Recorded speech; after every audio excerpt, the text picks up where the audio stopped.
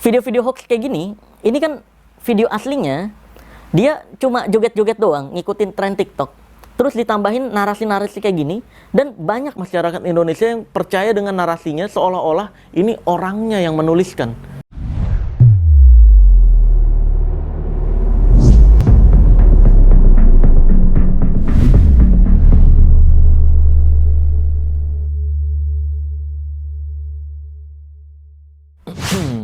Video kali ini gue akan membahas sesuatu hal yang genting dan ini cukup penting. Bukan cukup penting, ini penting banget bahkan. Karena gini guys, sebelum membahas lebih lanjut, kita semua sepakat dengan kata-kata jangan menggigit tangan yang memberi kamu makan. Nah, saat ini Indonesia, terutama masyarakat, merasakan kita yang memberi makan, tapi tangan kita juga yang digigit. Maka dari itu, belakangan ini Indonesia sedang banyak emosi, marah, dan juga akibat hal tersebut menimbulkan banyak huru-hara serta banyak nyawa yang melayang. Innalillahi wa inna ilaihi rajiun. Maka dari itu ini gue mau bahas detail dari sudut pandang gue nih guys. Nah, kalau kita lihat dari kejadian-kejadian yang belakangan ini ramai, ini sebenarnya didasari oleh keputusan efisiensi.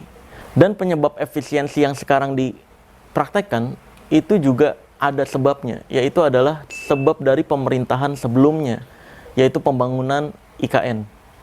Nah, IKN ini kan awalnya bilangnya nggak pakai APBN, terus pakai investor asingnya, namun investor asing juga nggak ada yang mau masuk. Terus juga katanya pakai APBN tapi dikit. Belum lagi makan siang gratis yang menyerap anggaran triliunan rupiah, dan gue juga kurang setuju sebenarnya dengan makan siang gratis ini, karena keputusan ini ingin diberlakukan ke semua sekolah rata, nggak peduli kaya dan miskin. Nah, orang kaya dikasih makanan yang 10.000 per porsi, ini gue rasa nggak tahu dia mau makan atau enggak tuh, dan akhirnya mubazir lagi. Kalau nggak dimakan semua, banyak hal lagi yang terbuang. Kalaupun mau dilaksanakan makan siang gratis, ya mungkin bisa di sekolah-sekolah yang menengah ke bawah, atau perlu surat miskin, atau khusus untuk taraf ekonomi tertentu. Itu lebih efektif daripada menyerap anggaran besar banget sampai harus melakukan efisiensi yang menyengsarakan masyarakat Indonesia. Nah, akibat banyaknya anggaran yang tersedot di IKN tersebut, akhirnya di pemerintahan sekarang terciptalah efisiensi, dan di beberapa wilayah itu juga akhirnya mengambil keputusan gimana cara dapat duit lebih besar, yaitu dengan menaikkan PBB, pajak bumi bangunan. Nah, itu yang terjadi di Bupati Pati tuh. Dia menaikkan PBB 250%, dan bahkan di beberapa wilayah di Indonesia ada yang menaikkan sampai 1000%.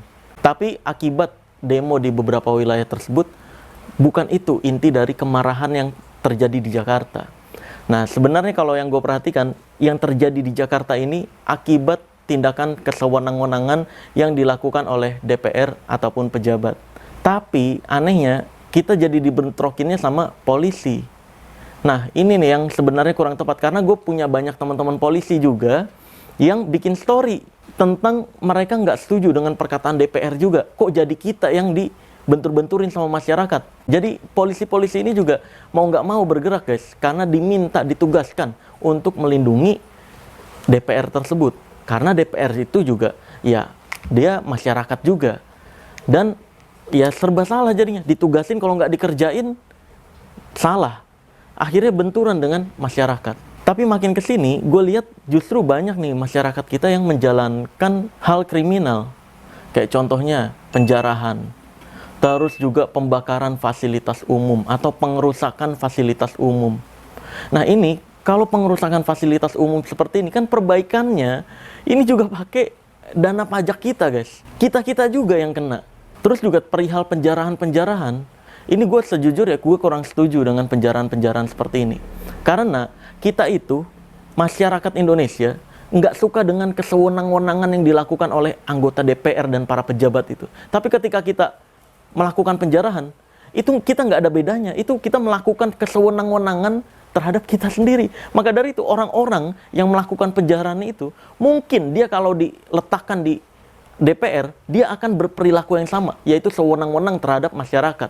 Maka dari itu gue kurang setuju ya terhadap aksi-aksi penjarahan-penjarahan seperti itu. Selain itu kriminal, bisa membahayakan diri kamu, terus juga apa yang kamu ambil itu adalah harta haram, yang harta haram itu kalau memang bukan rezeki kamu atau dipaksakan masuk ke dalam kamu, itu akan jadi penyakit atau akan keluar lagi dengan paksa, dengan segala cara. Allah punya banyak cara untuk menarik kembali harta tersebut. Maka dari itu, please teman-teman, hati-hati terhadap provokasi-provokasi yang beredar.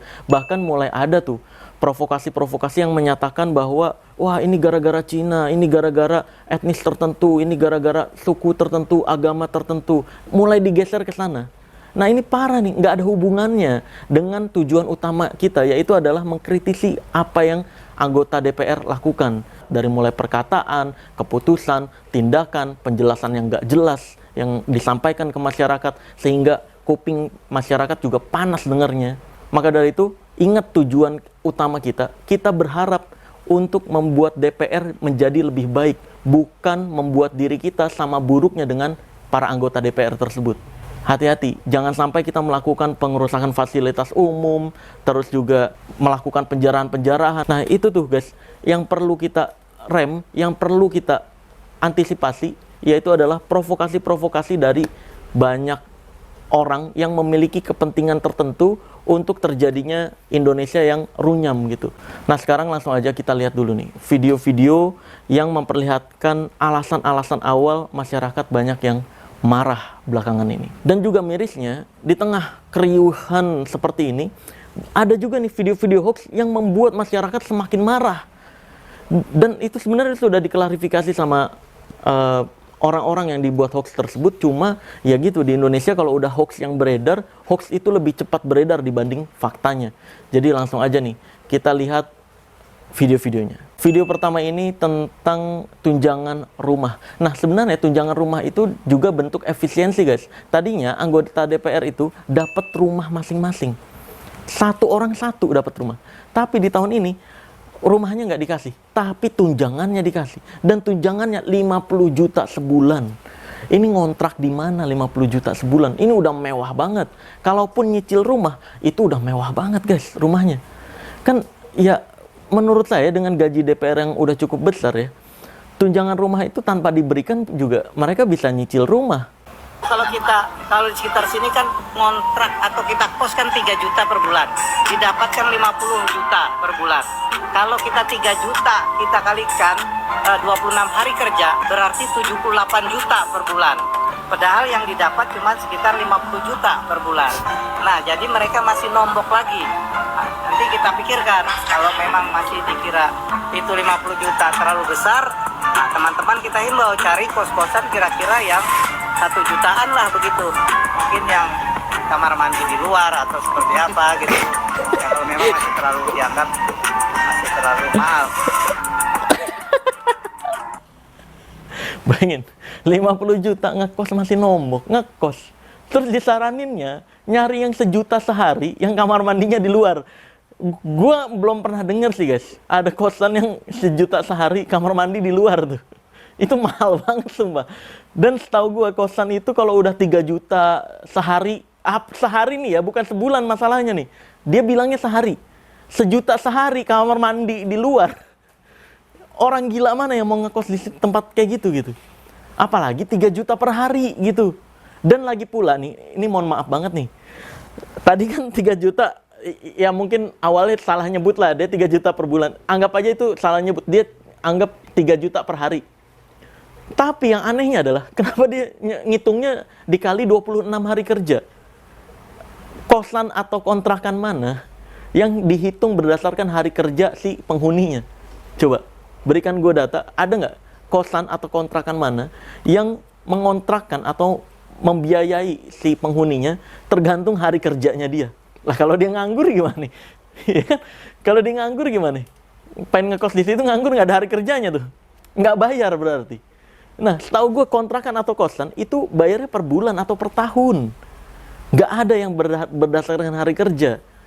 Ini mungkin ngekosnya di hotel mungkin ya, kalau hotel kan baru hari kerja tuh. Ya harian gitu bayarnya. Tapi kalau kos-kosan atau kontrakan itu bayarnya bulanan atau tahunan. Atau mungkin ada fasilitas LC-nya. Kosan atau kontrakan yang ada fasilitas LC. Apa tuh LC? Ladies cleaning. Pembersih. Pembersih, ladies cleaning. Jadi ngebersih-bersihin, nyuci piring, pijitin kalau lagi capek pas nyampe rumah.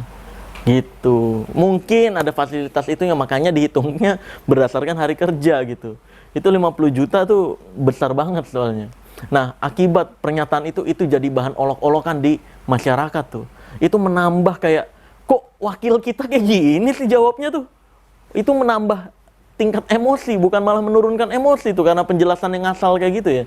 Nah, ditambah lagi ada pernyataan berikutnya, yaitu dari Nafa Urbah nih.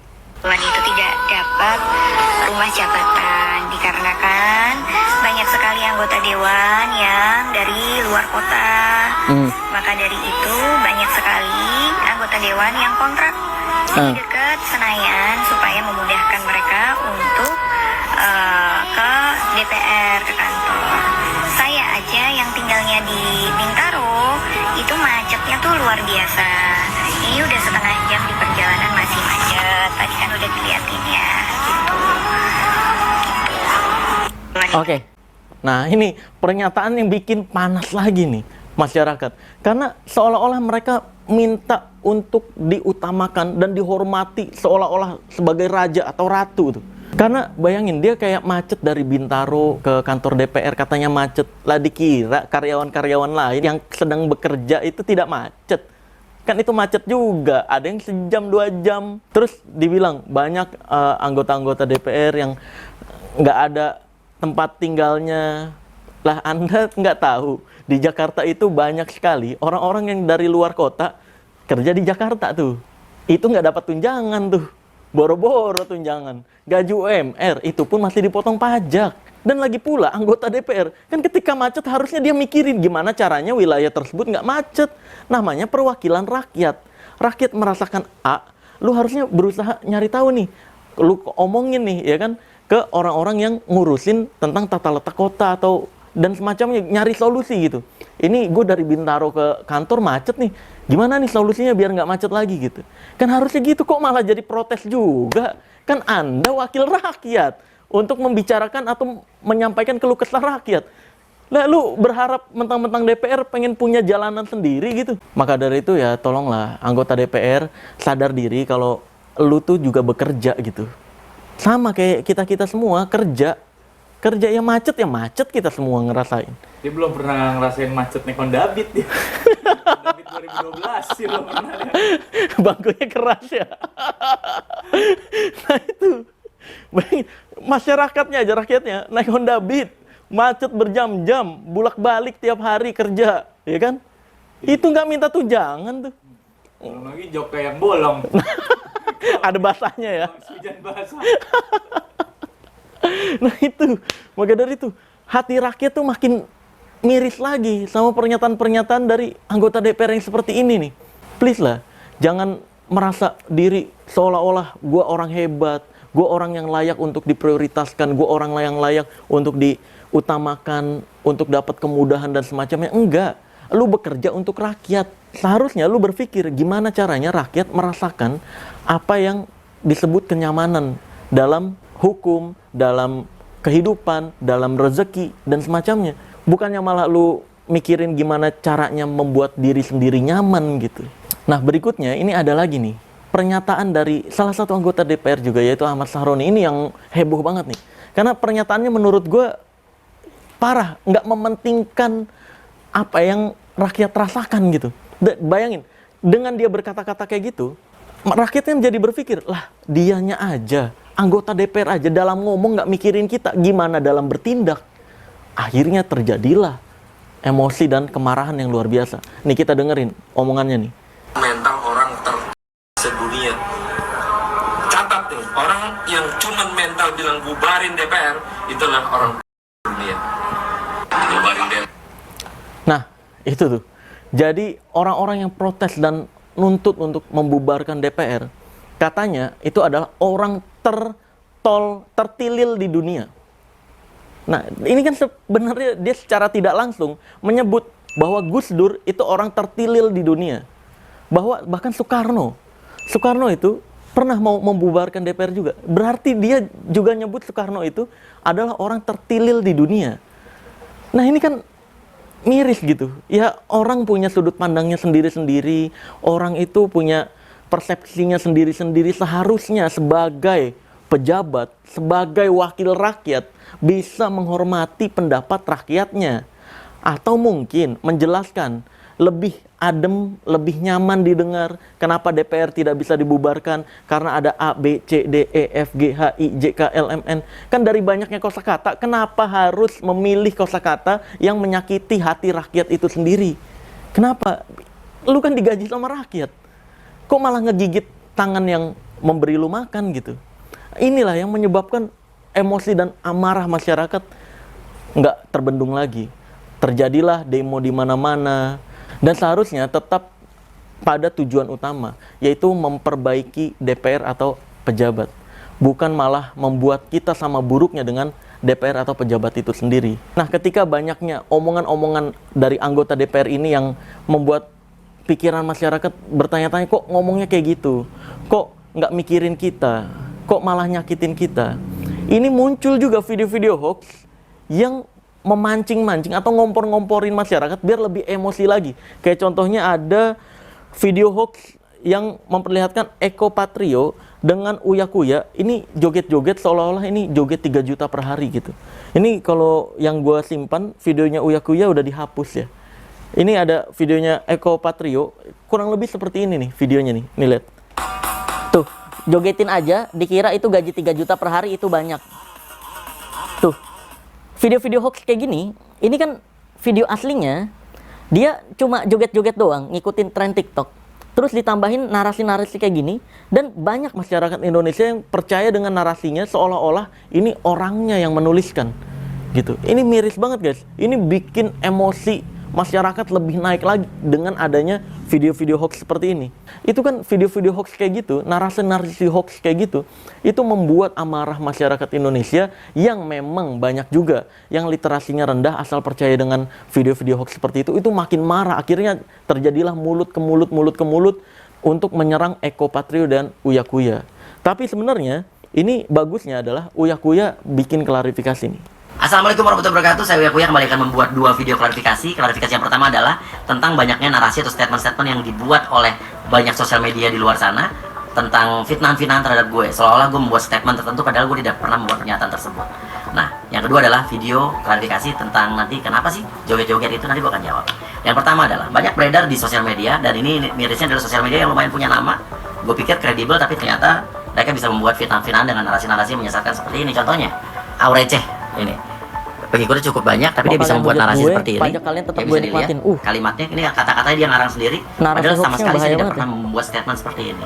Tentunya saya tahu dia ingin memancing, membuat fitnahan atau narasi seperti ini supaya engagement-nya gede, sosmednya banyak yang lihat, banyak yang like, tapi dengan merugikan orang lain itu kurang etis tampaknya. Dan ini sangat disesalkan. Media seperti ini membuat narasi palsu seperti ini. Nah, berikutnya juga ada lagi narasi yang beredar di sosial media seolah-olah gue berbicara seperti ini nih. Oke, berhubungan dengan 3 juta, berhubungan dengan apalah, dengan bensin, dengan apa yang gue nggak pernah ngomong seperti itu, ya. Jadi seolah-olah gue meledek atau membuat statement yang menyakiti masyarakat, padahal tidak pernah sama sekali gue membuat statement seperti itu. Tapi gue nggak ngerti, ya banyak sekali sosial media yang selama ini gue diamkan, tapi mereka makin merajalela untuk membuat statement seperti ini. Dan ini juga beredar, ya, video lama gue di Desember tahun lalu yang akhirnya diangkat kembali oleh netizen. Saya Uya Kuya, suami dari Astrid, ingin mengklarifikasi dan meminta maaf sebesar-besarnya pada istri saya dan pada seluruh halayak atas kesalahan yang sudah saya lakukan. Karena saya sudah melakukan kesalahan yang sangat besar. Saya oleh sosmed seolah-olah ini adalah video baru, video klarifikasi baru, padahal ini Desember tahun lalu. Dan ini bisa dilihat ada di Instagram dan di TikTok gue di Desember tahun lalu. Ya, kurang lebih itu klarifikasinya tuh. Jadi memang bahaya banget nih video-video hoax seperti ini. Cuma ditambahin narasi, videonya juga nggak ada hubungannya dengan narasi tersebut. Si orangnya juga nggak pernah mengucapkan narasi tersebut. Tapi ujung-ujungnya si orangnya yang terfitnah. Dan banyak masyarakat Indonesia yang percaya dengan narasi hoax seperti itu. Karena gue pernah jadi korbannya juga guys, narasi-narasi hoax kayak gitu, yang kasus Kalimantan. Gue nggak ngapa-ngapain, nggak ngomong apa-apa, tiba-tiba orang-orang banyak nih, oknum-oknum orang Dayak yang bikin-bikin video nantang-nantang pesulap merah. Lu kalau wawasannya, literasinya rendah, ya jangan gampang kepancing hoax kayak gitu dong. Lihat dulu dong asal videonya, ada nggak gue beneran ngomong kayak gitu gitu. Itu kan dulu gue kasusnya kayak gitu. Gue nggak pernah bikin video tentang Ida Dayak, nggak pernah bikin video tentang Dayak, tapi malah dibuat konten-konten hoax seolah-olah ilmu Dayak itu adalah dukun, seolah-olah macam-macam lah. Itu yang gue nggak pernah omongin, tapi malah dipotong-potong. Bahkan video gue di mute, ditulisin doang pesulap merah menyebut A, B, C, D, E, F, G, padahal gue nggak pernah menyebut. La haula wala quwata illa billah. Tapi alhamdulillah akibat kejadian difitnah seperti itu, gue sekarang jadi bagian dari Dayak itu sendiri juga. Gue jadi kenal dekat sama Majelis Adat Dayak Nasional. Nah, by the way, balik lagi ke tema yang kali ini kita bahas, yaitu tentang ramainya Indonesia, demo di mana-mana. Bahkan gue lihat juga di beberapa berita ada tempat-tempat yang dibakar oleh massa. Kayak contohnya kantor DPR di sebuah wilayah, gue lupa wilayahnya di mana ya. Ini gue tampilin, Makassar ya. Nah, itu di Makassar. Nah, itu ada katanya, menurut beritanya, ada 4 ASN yang meninggoy. Nah, ini kan jadi nggak sesuai dengan tujuan awal, yaitu kita ingin memperbaiki DPR itu sendiri. Tapi yang terjadi adalah banyaknya nyawa yang tidak bersalah, yang nggak ngerti sebenarnya, yang nggak ada hubungannya terhadap tujuan utama kita, yaitu memperbaiki kinerja DPR. Entah itu dari omongan, tindakan, dan juga keputusan gitu, agar lebih mementingkan rakyat ke depannya. Anggota-anggota DPR yang tadi membuat kesalahan-kesalahan yang membuat masyarakat marah, ini pada bikin video klarifikasi nih. Kita dengerin video klarifikasinya. Pertama dari Nafa Urbah. Assalamualaikum warahmatullahi wabarakatuh. Salam sejahtera. Selamat malam. Dengan segala kerendahan hati dan hormat yang begitu besar untuk masyarakat Indonesia, saya Nafa Indria Urbah meminta maaf yang sebesar-besarnya atas setiap perkataan yang keluar dari mulut saya yang menyakiti hati masyarakat Indonesia. Kiranya ada pintu maaf yang besar untuk saya dimaafkan.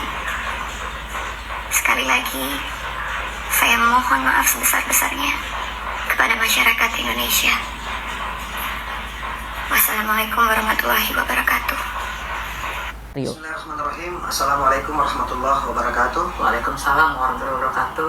Kepada seluruh rakyat Indonesia, saya Sigit Purnomo atau Pasha. Hari ini tanggal 30 Agustus 2025 pukul 19.45 di Jakarta, saya bersama saudaraku Bapak Eko Patrio yang insya Allah malam hari ini akan menyampaikan permohonan maaf secara langsung kepada seluruh rakyat Indonesia terkait dengan situasi, kondisi, psikologi, dan juga polemik yang terjadi beberapa waktu belakangan ini. Silakan Pak. Ya, terima kasih Mas Pasya. Assalamualaikum warahmatullahi wabarakatuh. Salam sejahtera bagi kita semua.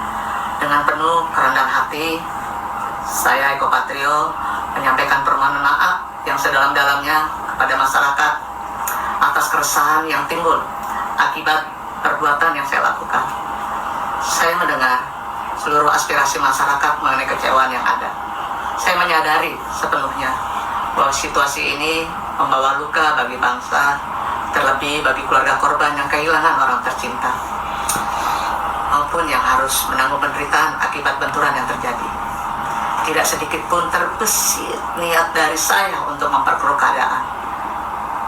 Tentunya ke depan saya akan lebih berhati-hati dalam bersikap dan juga menyampaikan pendapat. Saya berkomitmen untuk sungguh-sungguh menjalankan peran saya sebagai wakil rakyat dengan ketulusan, keberanian, dan tetap menjaga sumpah yang telah saya ikrarkan. Saya berharap permohonan maaf ini dapat diterima, sekaligus menjadi pengingat dan juga refleksi bagi saya untuk terus memperbaiki diri dalam menjalankan amanah serta tanggung jawab yang diberikan. Mari bersama-sama kita rawat persatuan dan kedamaian bangsa. Sekali lagi, saya Eko Patrio, mohon maaf yang sebesar-besarnya. Terima kasih. Wassalamualaikum warahmatullahi wabarakatuh. Assalamualaikum warahmatullahi wabarakatuh. Berikutnya ini ada video permintaan maaf dari Uya Kuya. Assalamualaikum warahmatullahi wabarakatuh. Saya Uya Kuya menyampaikan permohonan maaf yang sebesar-besarnya, tulus dari hati saya yang paling dalam, untuk seluruh masyarakat Indonesia atas apa yang terjadi beberapa hari terakhir ini, atas apa yang saya lakukan baik sengaja maupun tidak sengaja. Kami memahami bahwa apa yang terjadi ini mengakibatkan luka yang mendalam bagi rakyat Indonesia, terutama korban yang harus gugur dan terluka akibat bentrokan-bentrokan yang terjadi. Tidak ada sedikit pun niat dari kami untuk membuat suasana ini menjadi gaduh. Tapi janji saya, dari hati saya yang paling dalam, saya akan lebih berhati-hati lagi dalam bersikap, bertindak, bersungguh-sungguh untuk mewakili rakyat Indonesia sebagai anggota DPR RI. Beri saya kesempatan sekali lagi untuk berbuat lebih baik lagi, lebih maksimal lagi dibanding apa yang sudah saya lakukan selama ini. Saya minta maaf sedalam-dalamnya sekali lagi dari hati saya yang paling dalam. Mudah-mudahan kedepannya ini menjadi introspeksi yang sangat berarti buat saya dalam menjalankan tugas dan kewajiban saya sebagai anggota DPR RI dan memiliki tanggung jawab kepada masyarakat Indonesia, khususnya di dapil saya dan juga seluruh Indonesia. Saya akan melakukan yang terbaik. Beri saya kesempatan. Terima kasih. Wassalamualaikum warahmatullahi wabarakatuh. Oke, itu adalah klarifikasi dari Uya Kuya. Tapi tetap ketika permintaan maaf hanya sekedar maaf doang, kinerjanya nggak diperbaiki, ya itu percuma juga. Semoga permintaan maafnya dibarengi dengan perbaikan-perbaikan di kemudian hari, dari mulai tindakan, kata-kata, ataupun keputusan. Ya, kurang lebih itu adalah rangkuman-rangkuman yang belakangan ini terjadi di Indonesia. Saran saya nih, untuk anggota DPR. Untuk anggota DPR yang telah melakukan kesalahan yang membuat emosi masyarakat tidak terbendung. Saran saya untuk saat ini, ke depannya lebih mementingkan lagi apa keputusan, tindakan, dan perkataan yang disampaikan ke rakyat. Tolonglah sadar diri bahwa Anda juga bekerja, Anda digaji rakyat. Jadi sudah seharusnya perbuatan, tindakan, dan keputusan itu seharusnya yang mementingkan rakyat, bukan mementingkan diri sendiri. Apalagi sampai ngatain rakyat tertilil sedunia. Ini nggak etis banget didengarnya gitu, nggak enak banget didengarnya. Jadi hati-hati, harta dan tahta bisa membuat lu lupa diri. Ini bisa jadi pembelajaran untuk kita semua. Dan untuk masyarakat Indonesia yang turun ke jalan, terima kasih banyak sudah peduli terhadap Indonesia, sudah berusaha dengan semaksimal tenaga untuk bisa memperbaiki Indonesia. Tapi saran dari saya, tolong fasilitas umum jangan dirusak. Ruko-ruko atau kontrakan-kontrakan dari orang yang nggak bersalah jangan sampai terbakar atau rusak sedikit pun. Kan saya banyak nih ngelihat beberapa ruko ada yang kebakar juga, ada yang ngelemparin bom molotov juga. Ini kan jadi kepentingannya salah nih, nggak sesuai tujuan awal gitu. Tujuan awal kita ingat, ingin memperbaiki anggota DPR dalam hal perkataan, pekerjaan, tindakan, ataupun keputusan gitu. Jadi hati-hati dengan provokasi-provokasi di luar sana yang malah menggeser keriuhan ini untuk menyerang lawan bisnisnya, untuk menyerang suku tertentu, etnis tertentu, agama tertentu. Hati-hati guys, jangan sampai ada lagi nyawa masyarakat Indonesia yang tidak bersalah yang menghilang atau melayang. Ya kurang lebih kayak gitu aja teman-teman. Jadi saran saya, kalau teman-teman mau turun ke jalan untuk terus menyuarakan hal-hal yang teman-teman ingin kritik, welcome, dipersilahkan.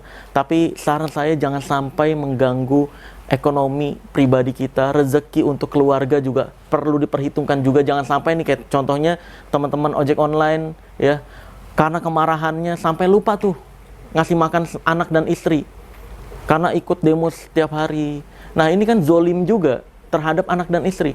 Kalau dalam rumah tangga, kepala keluarga atau pejabat tertinggi di keluarga itu adalah suami. Jangan sampai lupa terhadap tanggung jawab dan kepentingan dari keluarga kita sendiri juga. Please, jangan ada lagi orang-orang yang tidak bersalah yang terzolimi atau yang tersakiti di kemudian hari. Ya udah, mungkin begitu aja video kali ini. Semoga Indonesia bisa membaik. Semoga keputusan-keputusan di kemudian hari bisa lebih mementingkan rakyat lagi, bukan untuk mementingkan diri sendiri. Sekian dari saya, Marcel Radival, Pesulap Merah Indonesia.